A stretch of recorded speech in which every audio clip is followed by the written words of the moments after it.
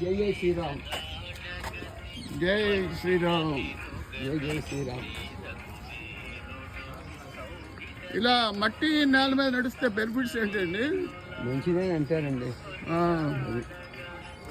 నేను చెప్పింది నీకు నడుస్తా అండి. ఇట్లా నడిస్తేనే మంచిది.